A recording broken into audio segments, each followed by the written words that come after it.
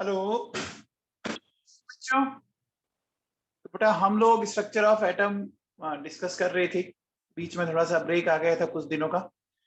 तो चलिए अपन बच्चों क्या पढ़ रही थी। रदरफोर्ड मॉडल मैंने पढ़ा दिया था आप लोगों को। रदरफोर्ड मॉडल मैं पढ़ा चुका हूँ आप लोगों को बच्चों, है ना। रदरफोर्ड मॉडल में डिस्कस कर चुका हूँ आप लोगों से, डिस्कस हो गया था ना। ठीक है, अब रदरफोर्ड मॉडल में देखते हैं बच्चों आगे आगे क्या मामला है वो देखते हैं। बेटा सुनो, रदरफोर्ड मॉडल में एक बात बताओ, अगर मैं आपसे बोलूं कि कौन से एंगल पर मैक्सिमम पार्टिकल डिफ्लेक्ट हो रहे थे, बताओ कौन से एंगल पर मैक्सिमम पार्टिकल डिफ्लेक्ट हो रहे थे। 0 डिग्री कौन से पे हो रहे थे बोलो, आपको याद है बच्चों। 0 डिग्री पर मैक्सिमम पार्टिकल मतलब बिना कोई डिफ्लेक्शन के सीधे जा रहे थे ना, है ना। और 180 डिग्री पे बहुत कम पार्टिकल थे। 180 डिग्री पर बहुत ही कम पार्टिकल थे। मैं ऐसा कह सकता हूं जैसे जैसे थीटा बढ़ता है, ठीक है ना, वैसे वैसे नंबर ऑफ डिफ्लेक्टेड पार्टिकल्स क्या हो रहे हैं, कम होते हैं क्या, बोलो बच्चों, है ना बेटा। ये बात सही है, जितना बड़ा एंगल होगा नंबर ऑफ पार्टिकल्स उतने कम डिफ्लेक्ट हो रहे थे। याद करो 180 पे 20,000 में से 1 आ रहा था, आ रहा था बच्चों, याद है क्या। तो ये प्रोपोर्शनलिटी का इनमें कैसे रिलेशनशिप है बच्चों, इनमें प्रोपोर्शनलिटी का रिलेशनशिप है, ये इनवर्स का रिलेशन है, इनवर्स प्रोपोर्शनल है, ठीक है ना। तो यहां से देखो बच्चों, एन और थीटा के बीच में अगर मैं बात करूं तो ये कुछ इस तरह का ग्राफ आएगा, ये ऐसा आएगा, ठीक है ना। बच्चों समझ में आ गया, जितने ज्यादा एंगल होगा, है ना, उतने कम पार्टिकल्स हो जाएंगे। अब देखो बेटा सुनो, इन्होंने क्या किया, इसने ये बोला, इसने क्या बोला देखो बच्चों, ये कहता है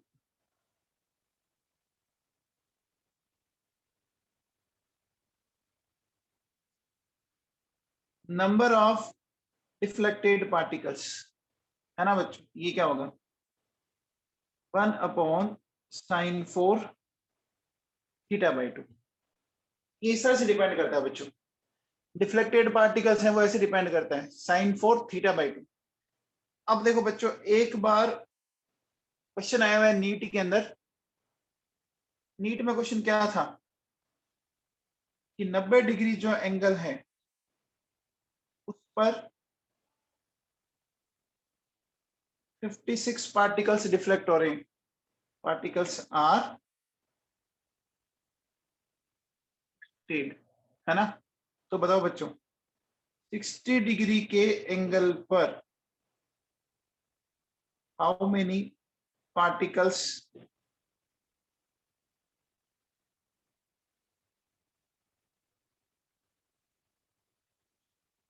विल डिफ्लेक्ट, बताओ बच्चों।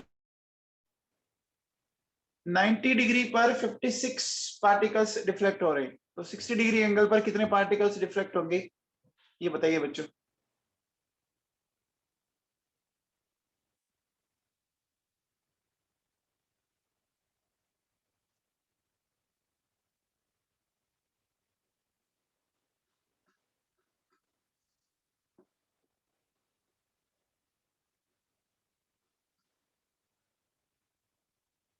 देखो बेटा कैसे करेंगे, सुनिए, हमें 60 डिग्री पे पता करना है। Very good Rahul, well done बेटा। देखो वेरी गुड आरची शर्मा, बहुत बढ़िया बेटा। क्या हो जाएगा 90/2 और यहाँ 60/2, ऐसा कर सकते हैं 90/2 एंड 60/2। 90/2 का मतलब समझ में आ गया, 45 हो गया, यानी यहाँ क्या हो जाएगा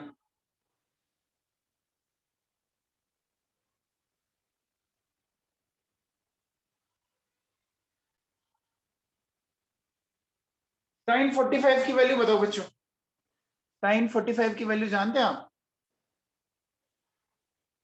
1/√2 का √2 की पावर 4 होगी। एंड साइन 30 की वैल्यू बताओ बच्चों क्या होती है? साइन 30 की वैल्यू आप जानते हैं? साइन 30 की वैल्यू आप जानते हैं बच्चों कितनी होती है? ये इसको सोल्व करेंगे बच्चों अपन। इसको अगर अपन सोल्व करेंगे तो ये बेटा आता है 4।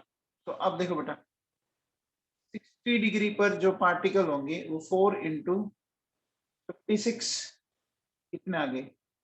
224 आ गए। बोलो बच्चों 224 आ गए। आगे कि नहीं आगे बेटा? बेटा समझ में आया? बच्चों समझ में आया?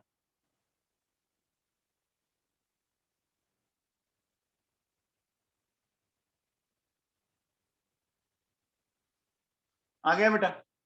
चलिए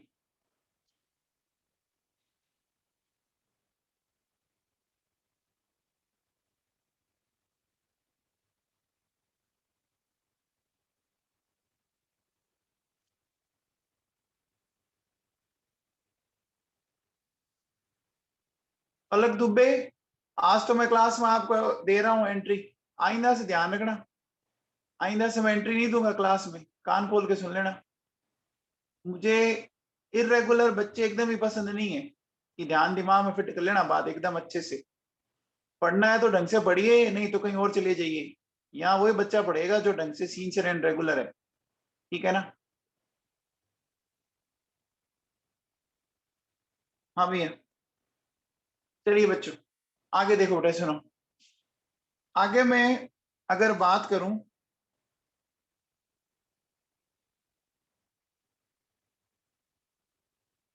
लिमिटेशंस ऑफ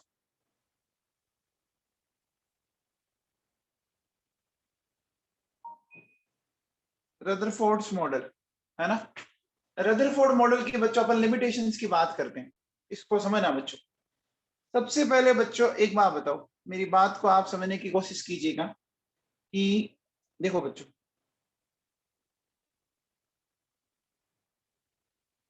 ये हमारा अगर अपन बोलें ये एटम है, ये एटम के चारों तरफ सर्कुलर पाथ में इलेक्ट्रॉन घूम रहा है, बना बच्चों? अभी अगर इलेक्ट्रॉन इस डायरेक्शन में, इसकी डायरेक्शन ये होगी क्या बच्चों? बोलो बच्चों, बोलो। ये इस डायरेक्शन में जाना पसंद करेगा ना? आप बताओ, जैसे इलेक्ट्रॉन इस डायरेक्शन में आ गया, ये इस डायरेक्शन में जाना पसंद करेगा? बोलो बच्चों। इलेक्ट्रॉन अगर यहां पहुंच गया तो इस डायरेक्शन में जाना पसंद करेगा, अगर इलेक्ट्रॉन यहां पहुंच गया तो इस डायरेक्शन में जाना पसंद करेगा। ये आप जहां इलेक्ट्रॉन है वो उसी डायरेक्शन में जाना पसंद करेगा क्या? ये आप लोग समझ रहे हो मैं जो समझाना चाह रहा हूं? आप जो समझाना चाह रहा हूं वो समझ रहे हो कि नहीं समझ रहे हो, ये बताओ बच्चों पहले तो। हाँ बेटा, पढ़ लिया है क्या आप लोगों ने? सेंट्रीपिटल एंड सेंट्रीफ्यूगल फोर्स पढ़ लिया आप लोगों ने? सेंट्रीपिटल एंड सेंट्रीफ्यूगल फोर्स पढ़ लिया आप लोगों ने? ठीक है। अब मुझे एक बताओ बच्चों, वेलोसिटी कैसी प्रॉपर्टी है, स्केलर या वेक्टर? वेलोसिटी कैसी प्रॉपर्टी है, स्केलर या वेक्टर? वेक्टर है। वेक्टर का मतलब डायरेक्शन पर डिपेंड करता है, वेक्टर का मतलब डायरेक्शन पर डिपेंड करता है। अब मुझे बताओ बच्चों कि यहां अगर आप ध्यान दो तो वेलोसिटी की डायरेक्शन हर बार चेंज हो रही है क्या? वेलोसिटी की डायरेक्शन हर बार चेंज हो रही है क्या बच्चों? आप बताओ। जब वेलोसिटी में चेंज होता है, जब वेलोसिटी में चेंज होता है तो क्या पार्टिकल एक्सिलरेटेड मोड में है क्या? क्या पार्टिकल एक्सिलरेटेड मोड में है? बोलो बच्चों, है ना? एक्सिलरेटेड हो रहा है, वेलोसिटी में अगर चेंज हो रहा है तो एक्सिलरेटेड हो रहा है। अब मुझे बताओ, अगर पार्टिकल एक्सिलरेटेड फॉर्म में है ना, तो एक बात बताओ, है ना, क्योंकि चेंज इन वेलोसिटी तो एक्सिलरेशन होता है। अब मैं ऐसा कह सकता हूं बच्चों, मेरी बात को और अच्छे से समझने की कोशिश कीजिएगा कि जब कोई पार्टिकल एक्सिलरेटेड होता है तो उसकी एनर्जी का क्या होता है, लॉस होता है, उसकी एनर्जी का लॉस होता है बच्चों। अब बताओ, एनर्जी का लॉस अगर होगा, एनर्जी का अगर उसका लॉस होगा तो वो धीरे धीरे क्या होगा बच्चों, धीरे धीरे वो इस तरह से, देखो बेटा, कि एनर्जी कम होती जाएगी, कम होते होते होते होते फाइनली वो क्या हो जाएगा, वो इस तरह से क्या न्यूक्लियस में आके जंप कर जाएगा क्या, बोलो, ये न्यूक्लियस के अंदर कूद जाएगा क्या, जंप कर जाएगा क्या बच्चों न्यूक्लियस के अंदर, बताओ, है ना। और अगर ये न्यूक्लियस में जंप कर गया तो क्या ये स्टेबल हुआ, इसका मतलब एटम स्टेबल हुआ क्या, एटम तो कोलैप्स कर गया, नहीं हुआ ना। बट आप मुझे बताओ, एटम तो स्टेबल होता है ना, नेचर में एटम तो मिलता ही है ना, एटम तो मिलता ही है। हमने ये पूछी किससे, हमने ये बात पूछी भैया रदरफोर्ड से कि बता भाई तेरी ये चीज ऐसे कैसे, तो रदरफोर्ड इसको एक्सप्लेन नहीं कर पाया बच्चों, समझ पा रहे हो, रदरफोर्ड इसको एक्सप्लेन नहीं कर पाया कि भैया ये इलेक्ट्रॉन जंप कर जाना चाहिए तेरे अकॉर्डिंग तो, लेकिन ये तो जंप नहीं कर रहा, समझ पा रहे हो मेरी बात, बोलो बच्चों। अच्छा, अब बताओ, अगर कंटिन्यूसली इलेक्ट्रॉन, अगर कंटिन्यूसली इलेक्ट्रॉन क्या कर रहा है, एनर्जी लूज कर रहा है, तो इसके एनर्जी के लूज करने का जो पैटर्न है वो कंटिन्यू आना चाहिए, आना चाहिए बच्चों, बोलो बच्चों, आने चाहिए, समझ गए। जैसे आपने पहला क्वेश्चन किया, फिर दूसरा, तीसरा, चौथा, पांचवा, कंटिन्यू किए जा रहे हैं आप, कंटिन्यूसली किए जा रहे हैं, लेकिन प्रैक्टिकली देखा क्या गया कि जो इसका एनर्जी को लूज करने का जो प्रोसेस है वो कंटिन्यू नहीं, वो डिसकंटिन्यू है। दिखाता हूं आपको, एक मिनट रुको।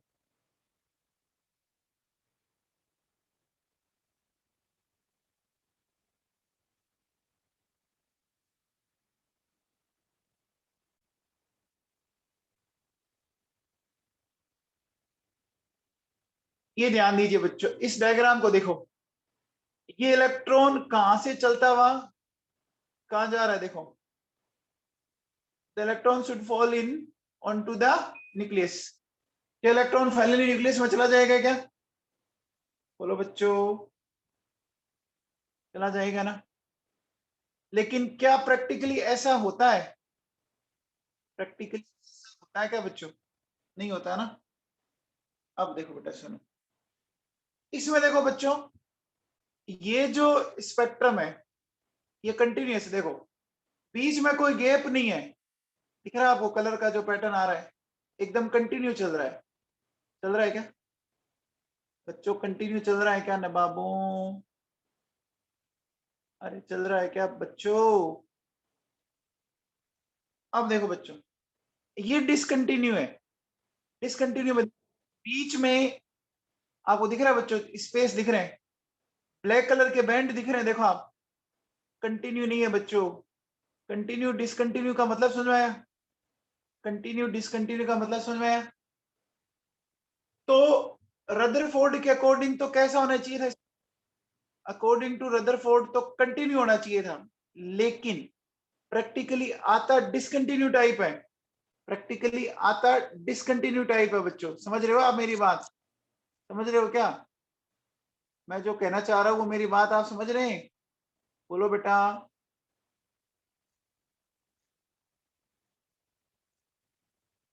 बोलो बच्चों, ठीक है।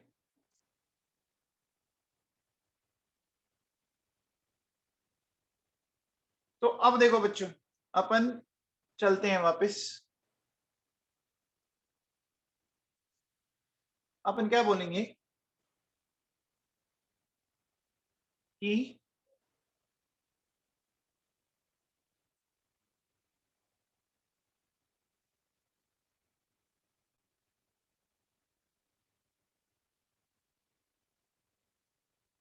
इन सर्कुलर पाथ, है ना, in circular path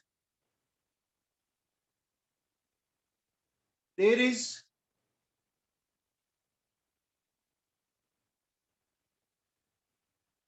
continuous change in direction of electron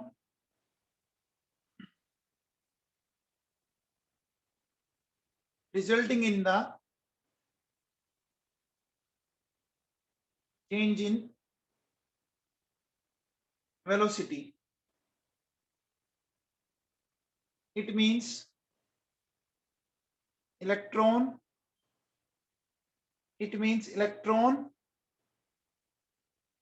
is in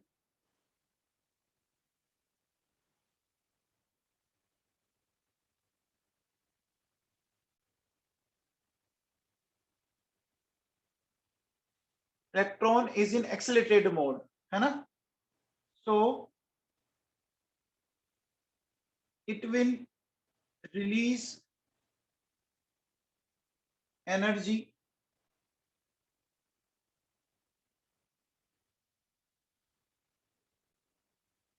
continuously, and finally it will jump into nucleus. So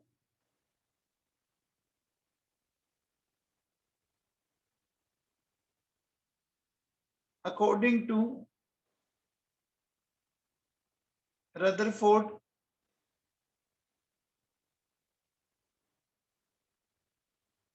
there should be no existence of an atom, है ना? It means stability of atom was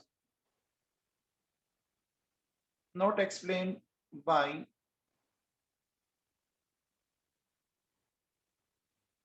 Rutherford. बच्चों समझ में आ गया ये मामला? बोलो बच्चों, ये बात समझ में आ गई? ये बात समझ में आ गई क्या बच्चों? ठीक है, अब देखिए, अब अपन क्या कहते हैं,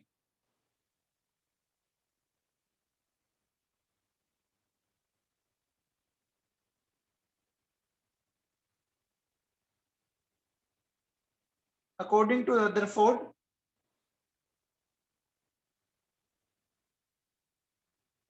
the nature of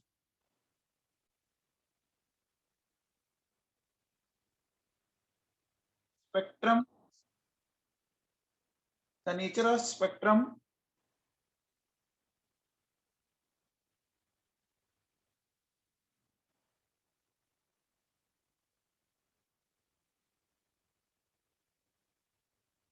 continues, but practically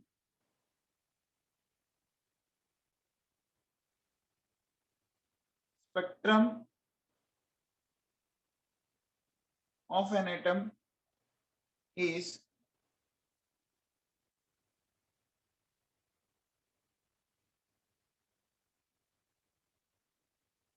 discontinued in nature, which was not explained by Rutherford. ठीक है ना? तो बच्चों ये आप लोगों को इतना समझ में आ गया? ठीक है ना? ये हमने रदरफोर्ड मॉडल को कंप्लीट कर लिया। अब देखो बच्चों, इस चैप्टर में जो सबसे इंपॉर्टेंट है ना, वो लेके चलते हैं बच्चों, अपन लेके चलते हैं बच्चों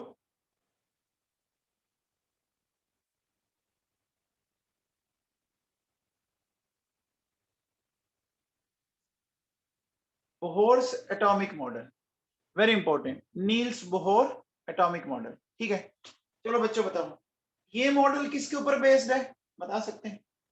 ये मॉडल किसके ऊपर बेस्ड होता है, बता सकते हैं आप लोग?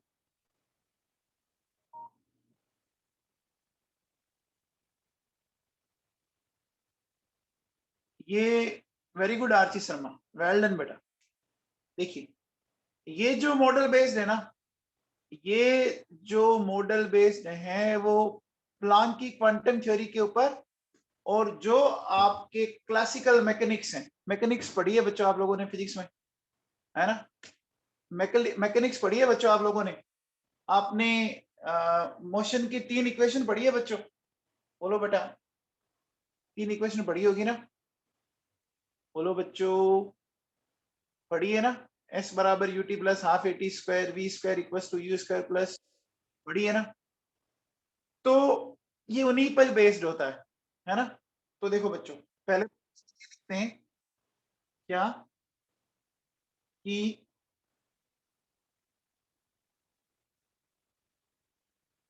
it is based upon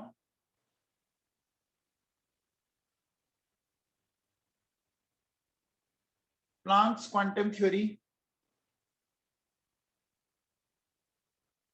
and rules of classical mechanics.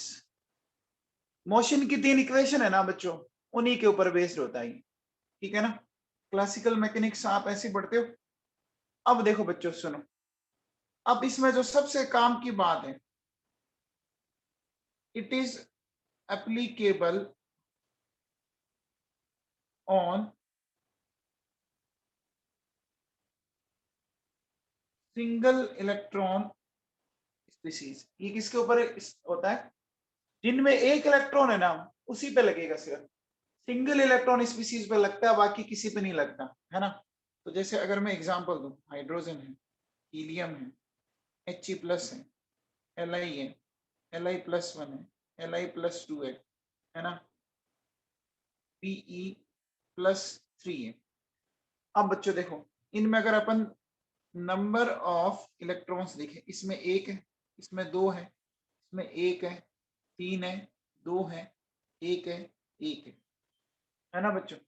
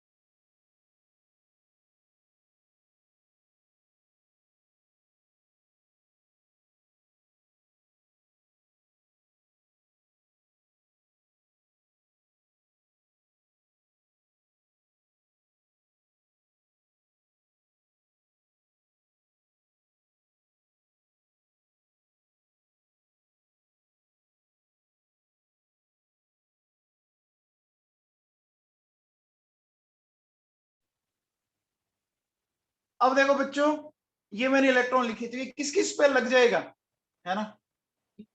ये एप्लीकेबल हो जाएगा, इसको समझते हैं बच्चों। देखो,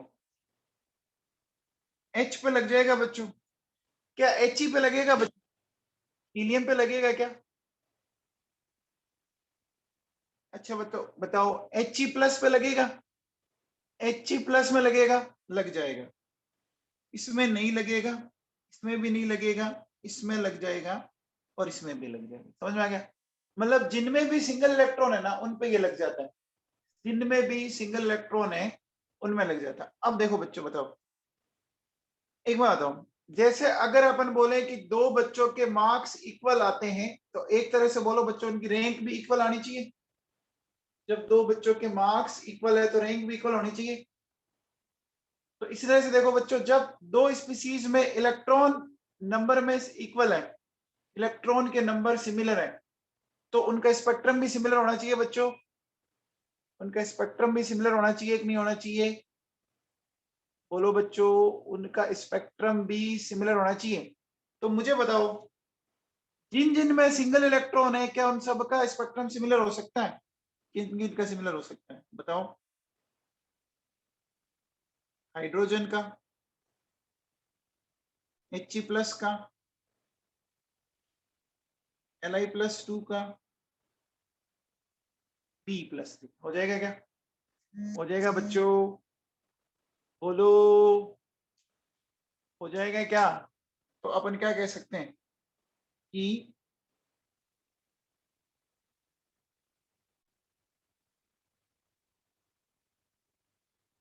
when two species have same number of electrons, then their spectrum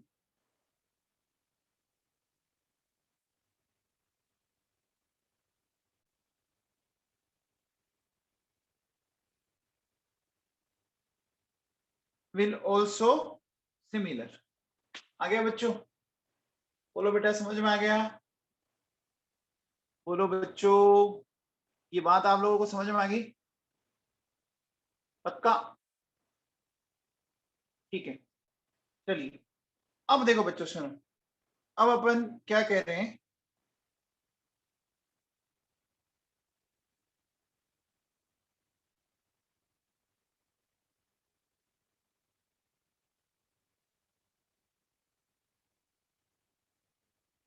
main points of Bohr's model.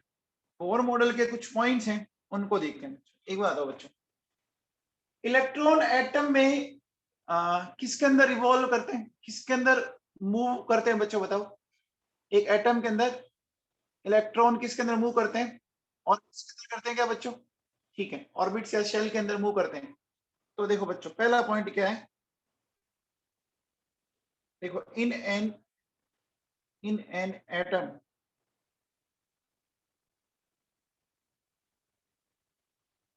an electron moves in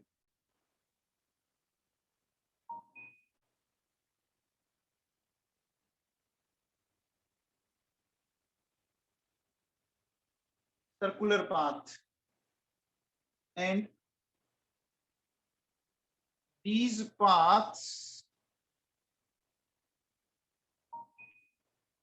are known as energy level, orbit या shell, ये बोलते हैं बच्चों। ठीक है ना? तो जैसे देखो बच्चों, सुनो, ये न्यूक्लियस है, ये first orbit, second orbit, third orbit, ये इस तरह से बच्चों। तो अब देखो बच्चों, सुनो, ये जो हमारे पास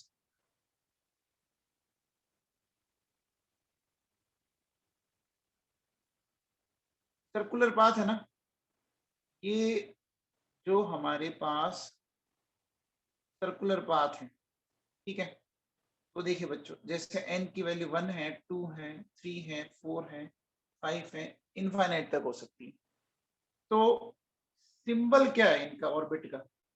सिंबल ऑफ ऑर्बिट, इसके लिए के, एल, एम, एन, ओ, ठीक है ना? ये इनका सिंबल होता है बच्चों।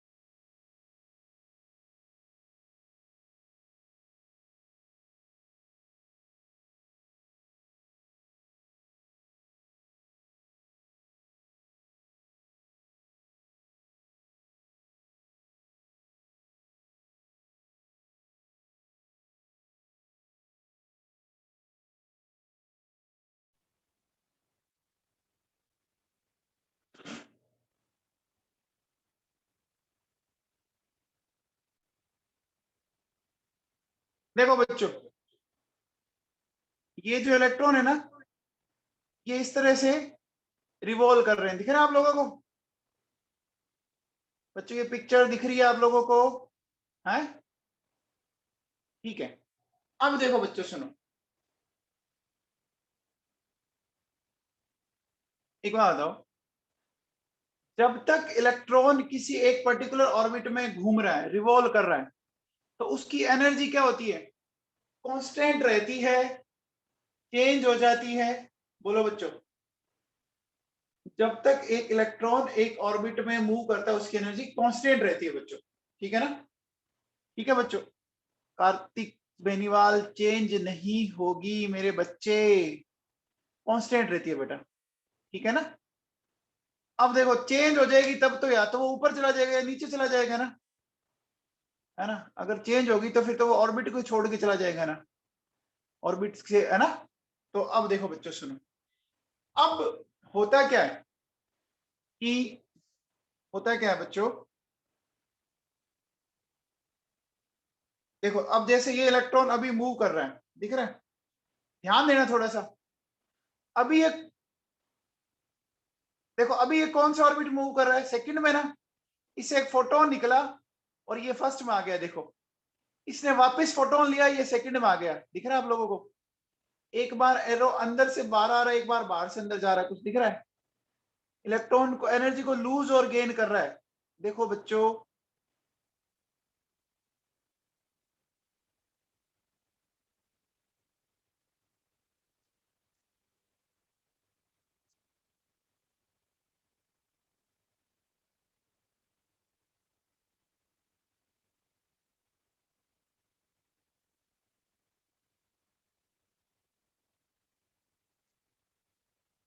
कार्तिक बेनीवाल, किसने बोला 1 जुलाई से ऑफलाइन हो जाएगी क्लासेस? है कार्तिक बेनीवाल?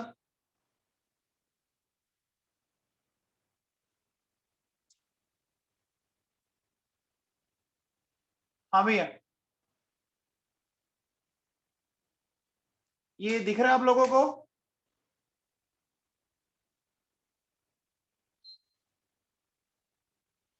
तो अब देखो बच्चों सुनो,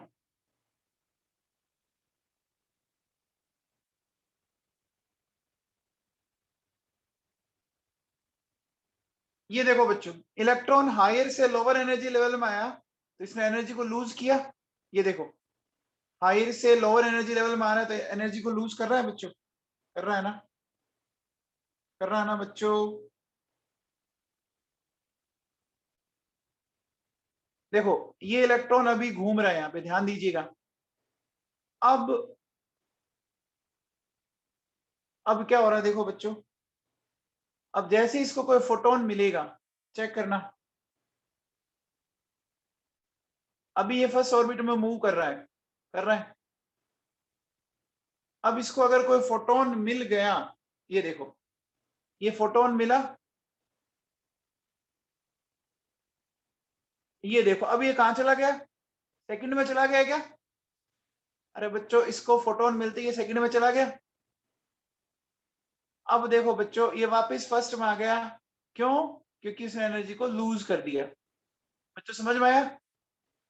अरे बच्चों समझ में आया क्या ना बाबू? तो देखो बेटा, अपन क्या बोलेंगे कि जब तक एक इलेक्ट्रॉन एक पर्टिकुलर ऑर्बिट में मूव करता है, तब तक उसकी एनर्जी चेंज नहीं होती, नहीं होती ना? जब तक एक electron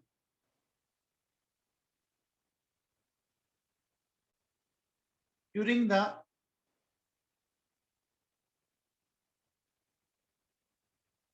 revolution of an electron in a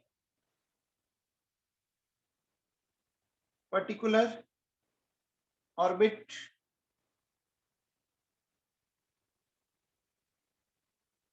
there is no change in energy. It means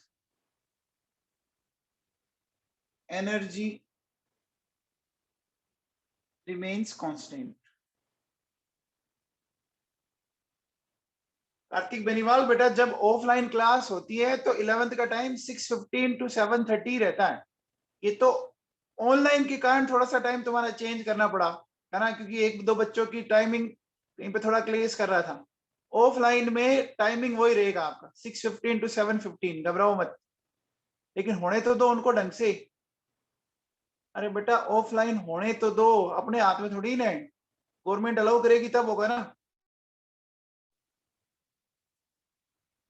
अब देखो बच्चों सुनो, अब मान लो मेरे पास ये बच्चों, ये न्यूक्लियस है बच्चों।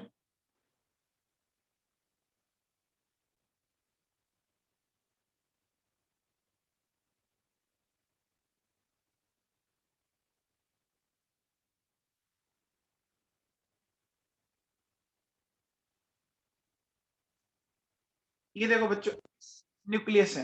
न्यूक्लियस के बाद मान लीजिए ये फर्स्ट ऑर्बिट है, ठीक है, ये सेकंड ऑर्बिट, ये थर्ड ऑर्बिट और ये फोर्थ ऑर्बिट। मैं मान लेता हूं कि फर्स्ट ऑर्बिट में एनर्जी 10 जूल है, इसमें 20 है, इसमें 30 है और इसमें 40 है। अब देखो बच्चों सुनो, एक इलेक्ट्रॉन को मैं फर्स्ट ऑर्बिट से फोर्थ ऑर्बिट में लेके जा रहा हूं, ठीक है। एक इलेक्ट्रॉन को मैं फर्स्ट ऑर्बिट से फोर्थ ऑर्बिट में लेके जा रहा हूं, मतलब मुझे एनर्जी जहां 10 थी, है ना, 10 से 40 करना है। तो 40 कब होगी बच्चों बताओ, जब ये एनर्जी को क्या करेगा बच्चों बताओ, एब्जॉर्ब करेगा तभी होगा ना। इसको 30 जूल एनर्जी एब्जॉर्ब करनी पड़ेगी ना, गेन करनी पड़ेगी, है ना। अब बताओ, तो अगर मैं ऐसा बोलूं, अगर मैं ऐसा बोलूं क्या बच्चों कि lower energy level to higher energy level, ठीक है ना, तो क्या होगा,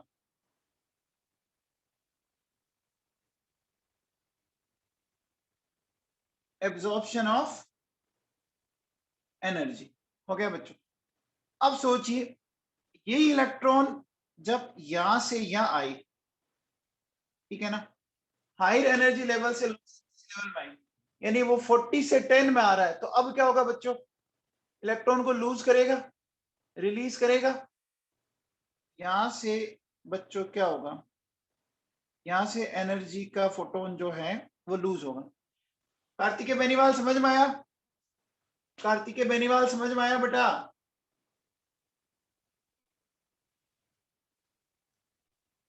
कार्तिकेय बेनीवाल सुन रहा है क्या? हाँ जी भैया। तो देखो अगर मैं क्या बोलूं,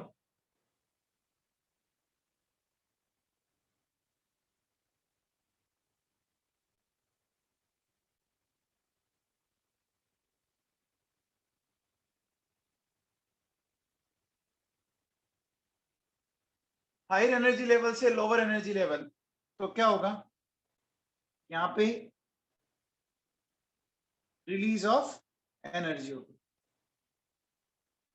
अब देखो बच्चों, एक बार मैंने, मुझे एक बात बताओ बच्चों, ये जो एनर्जी जो लूज या गेन होती है वो कैसे होगी, देखो बेटा सुनो, डेल्टा ई जो होगा वो होगा ई फाइनल माइनस ई इनिशियल, ठीक है ना, ऐसे ही होगा ना।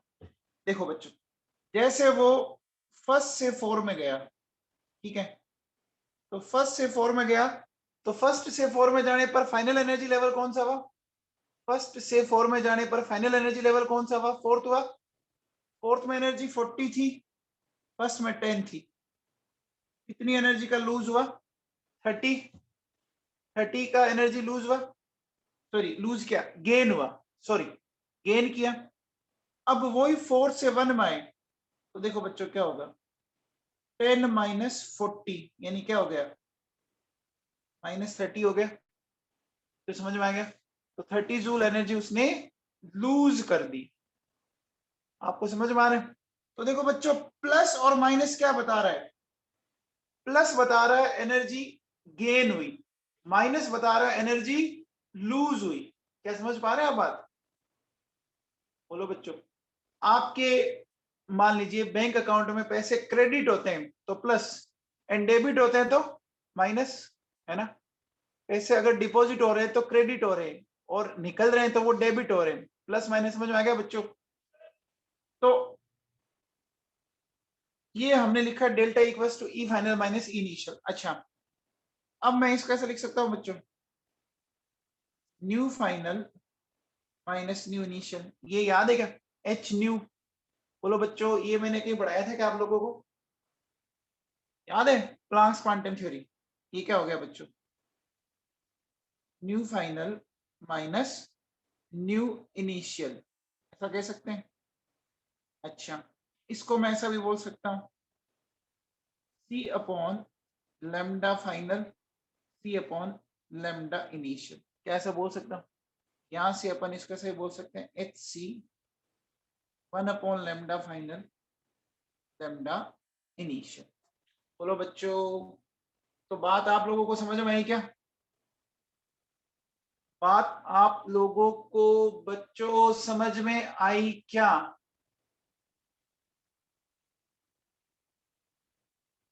पक्का आई समझ में? एकदम कंफर्म? ठीक है भैया, चलिए अब देखो बेटा, आगे बात करते हैं। तो ये अभी तक अपन ने 2 पॉइंट डिस्कस किए हैं। नेक्स्ट पॉइंट नंबर 3 में चलते हैं बच्चों। एक बात बताओ बच्चों, देखिए मेरे पास ये एक एटम है बच्चों, है, इसकी ये न्यूक्लियस है बच्चों। अच्छा बताओ, हाइड्रोजन के न्यूक्लियस पे कितना चार्ज होगा, कोई बताएगा आप में? बताओ, हाइड्रोजन की जो न्यूक्लियस है उसमें एक प्रोटॉन होता है, तो +1 चार्ज हुआ। हीलियम की न्यूक्लियस पे कितना चार्ज होगा बताओ? हीलियम की न्यूक्लियस पे +2 चार्ज होगा। लिथियम की न्यूक्लियस में +3 चार्ज होगा, होगा ना। तो सिंपल सी बात है कि जो एटॉमिक नंबर है ना, उतना ही चार्ज है ना। जो एटॉमिक नंबर उतना ही चार्ज है बच्चों। हम्म, अरे बोलो। तो अगर मान लो मैं बोलूं कि किसी का एटॉमिक नंबर जेड है, अगर किसी का एटॉमिक नंबर जेड है, तो उस पर चार्ज क्या होगा? जेड की इक्वल होगा। तो देखो बच्चों, यहां जो चार्ज होगा वो जेड ई। ई क्यों लिखा? क्योंकि आपको पता होगा एक प्रोटॉन और एक इलेक्ट्रॉन का चार्ज मैग्नीट्यूड वाइज सिमिलर होता है ना। एक इलेक्ट्रॉन व एक प्रोटॉन का चार्ज मैग्नीट्यूड वाइज सिमिलर होता है क्या बच्चों? ठीक है।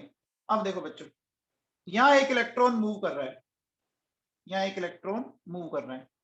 अब देखो बच्चों, इस इलेक्ट्रॉन पर एक फोर्स लग रहा है अंदर की तरफ, लग रहा है, और एक फोर्स लग रहा है बाहर की तरफ। ये 2 फोर्स लगते हैं। ये दोनों फोर्स बराबर लगेंगे तभी ये बैलेंस रहेगा ना। बोलो बच्चों, दोनों फोर्स बराबर रहेंगे तभी ये बैलेंस होगा। अब बताओ, जो फोर्स अंदर की तरफ लग रहा है, इनवर्ड फोर्स, उसको कौन सा फोर्स बोलते हैं पता है क्या? उनको कौन सा फोर्स बोलते हैं जो अंदर की तरफ लग रहा है? बताओ। उसको बोलते हैं सेंट्रीपिटल।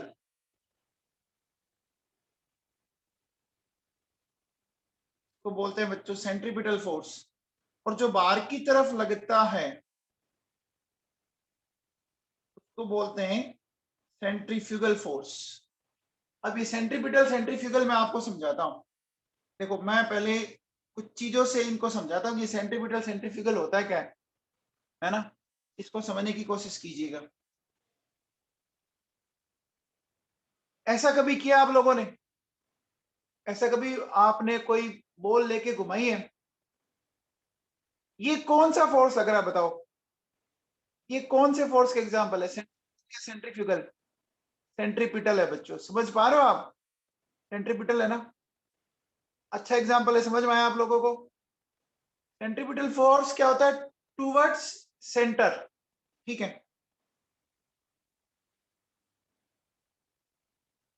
ये भी किया होगा आप लोगों ने बच्चों, ये भी आपने बचपन में किया ही होगा कभी ना कभी। ये फोर्स भी क्या होता है बच्चों? बोलो बच्चों।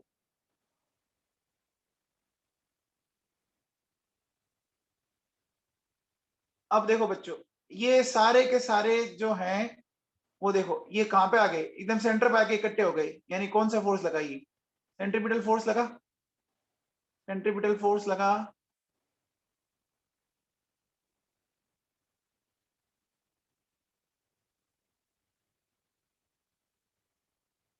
देखो बच्चों, ये प्लेनेट मूव कर रहा है, एक सेंटर की तरफ फोर्स लग रहा है, कौन सा फोर्स है ये,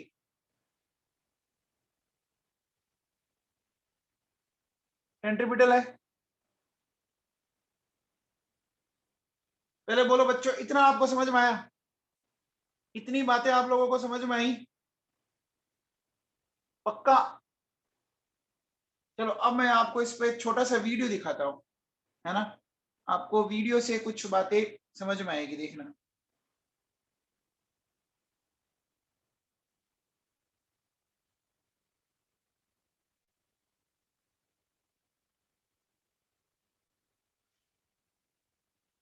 Akash's 30 years of class and coaching experience.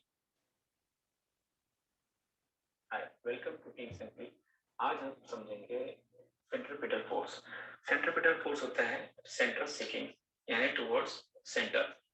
तो कोई भी ये एक बॉल है जो कि मैंने एक स्ट्रिंग के साथ बांधी है, तो मैं इस बॉल को ऐसे घुमा रहा हूं, तो जो बॉल है वो सेंटर की तरफ उसको एक फोर्स लग रहा है, तो वो फोर्स का कारण क्या है, और फोर्स का कारण यहाँ पे ये स्ट्रिंग है, इस स्ट्रिंग का जो टेंशन है वो उसे सेंटर में रख रहा है। तो this is centripetal force, this is the, तो दिस इज द सेंटर, और ये स्ट्रिंग है और ये बॉल है। तो जो बॉल हम घुमा रहे हैं, तो इस स्ट्रिंग की वजह से जो फोर्स है इस डायरेक्शन में लग रहा है, फोर्स टुवर्ड्स सेंटर। तो दिस इज सेंट्रीपिटल फोर्स। बच्चों ये समझ में आया आप लोगों के? हेलो बच्चों, ये समझ में आया आप लोगों के? सेंट्रीपिटल फोर्स किस तरफ एग्जर्ट करता है, बोलो बच्चों। आप एक सिंपल सी क्या करो, एक धागे के एक साइड रस्सी बांधो और उसको घुमाओ, सेंटर की तरफ लगता है, पक्का? इतना सबको समझ में आ गया? अब सेंट्रीपिटल के बाद देखो बच्चों, अपन सेंट्रीफ्यूगल फोर्स भी डिस्कस करते हैं।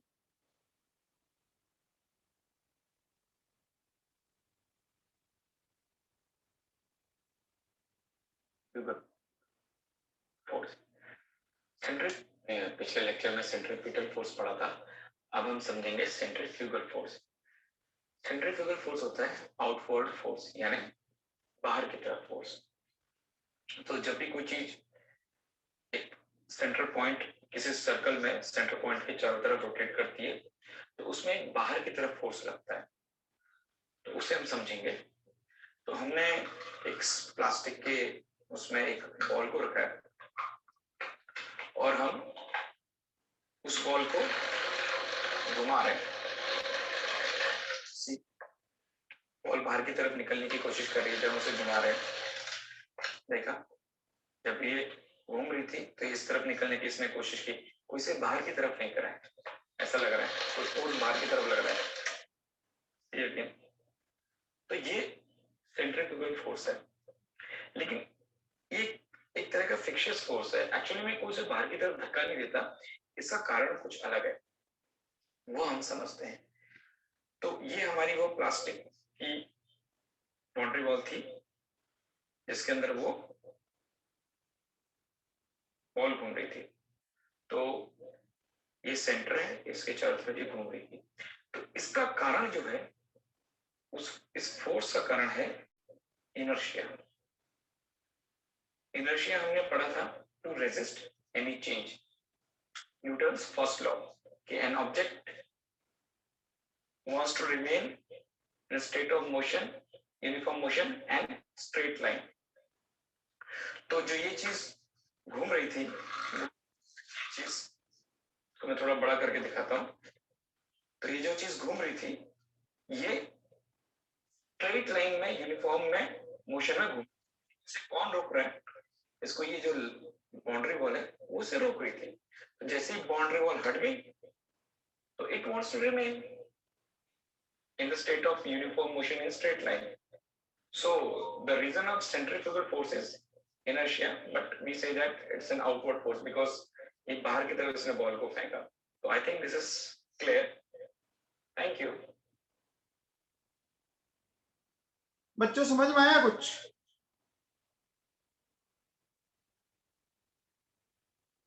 हेलो बेटा, कुछ समझ में आया? सेंट्रीपिटल एंड सेंट्रीफ्यूगल फोर्स पक्का? बताओ, सेंट्रीपिटल फोर्स जो है वो तो कहां लग रहा है? वो तो लग रहा है inward force, and centrifugal force जो है वो आउटवर्ड फोर्स है।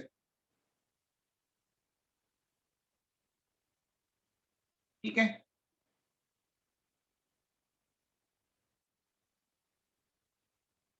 अच्छा दोनों ही फोर्स ऐसे हैं कि आप घर पे एक जैसे एक ट्रे ली जिसमें बाउंड्री वॉल हो और एक छोटी बॉल डाल के उसको घुमाओ, आप देखोगे जैसे ही आप क्या करोगे, उसको थोड़ा सा भी होगा वो बॉल बाहर निकल जाएगी। निकलती है ना? होता है बच्चों, देखा होगा आप लोगों ने। ये आप आराम से एक्सपेरिमेंट घर पे भी कर सकते हैं बच्चों अपन लोग। अब देखो बच्चों, सबसे पहले अपन बात करते हैं बच्चों कौन से फोर्स की? अपन बात करते हैं बच्चों सेंट्रीपिटल फोर्स की।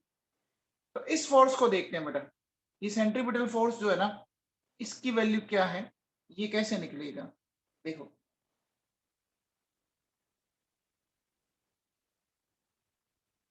Centripetal force.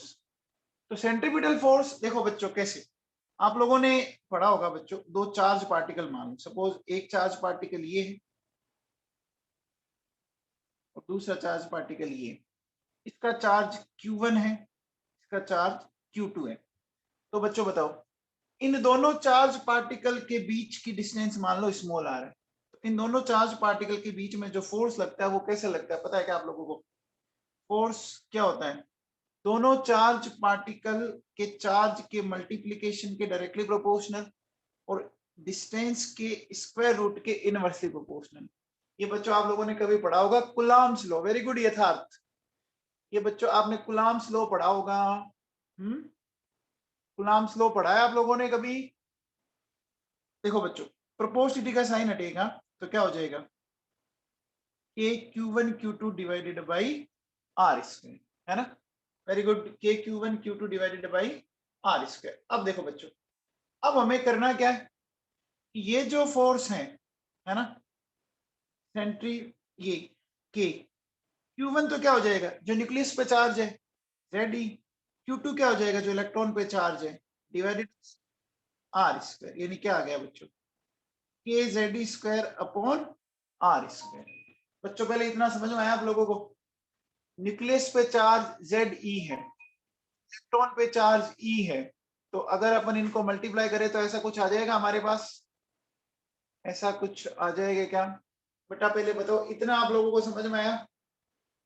इतना आप लोगों को समझ में आया क्या बच्चों? कुलाम्स लॉ पढ़ेंगे आप फिजिक्स में आगे। तो ये तो बात सेंट्रीपिटल फोर्स। अब देखो बच्चों, नेक्स्ट मैं बात करता हूं सेंट्रीफ्यूगल फोर्स।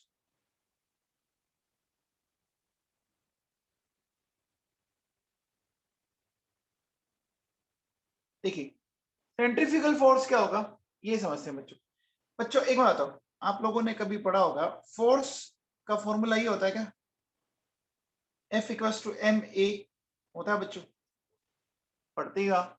अब देखिए बेटा, वेरी गुड राहुल फ्लोदिया। अब देखिए, इसकी जगह में a की जगह मैं ऐसा लिख सकता हूँ v/t। एक्सेलरेशन को अपन ऐसा लिख सकते हैं बच्चों। अब बताओ, मेरे पास जो वेलोसिटी होती है वो क्या होती है बच्चों? डिस्टेंस अपॉन टाइम कह सकते हैं। वेलोसिटी को अपन कह सकते हैं बच्चों, वेलोसिटी v को अपन लिख सकते हैं बच्चों r अपॉन t। अपन लिख सकते हैं क्या, r अपॉन t। तो यहां से देखो बच्चों, मैं क्या कर रहा हूं, mv। अब यहां से मैं अगर t की वैल्यू निकालूं तो r/v आ जाएगा क्या? यहां से बताओ बच्चों क्या हो गया, ये हो गया mv स्क्वायर अपॉन r। क्या ये आप लोगों को समझ में आया बच्चों? ये आप लोगों को समझ में आया बच्चों? ये दोनों फोर्स समझ में आए क्या प्यारे बच्चों? अब बताओ बच्चों, अगर इलेक्ट्रॉन को सर्कुलर पाथ में मूव करना है, अगर इलेक्ट्रॉन को सर्कुलर पाथ में मूव करना है तो इन दोनों फोर्स की वैल्यू क्या होनी चाहिए? इक्वल होनी चाहिए या नहीं होनी चाहिए? इक्वल होनी चाहिए ना? तो बोलो बच्चों, अपन क्या बोलेंगे? अपन क्या बोलेंगे बच्चों?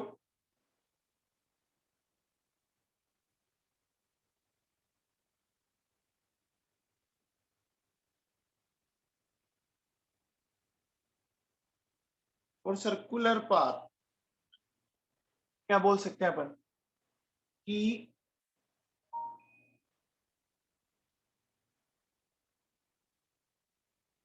Centrifugal force equal to centripetal force. ठीक है, तो सेंट्रीफ्यूगल तो क्या हो गया? mv² अपॉन आर, और ये हो गया kz² अपॉन आर स्क्वायर। यहां से देखो, ये आर से आर कैंसिल हो जाएगा, तो मेरे पास आ गया kz² upon are. Kunal Modi समझ में आया तेरे को? कुणाल मोदी,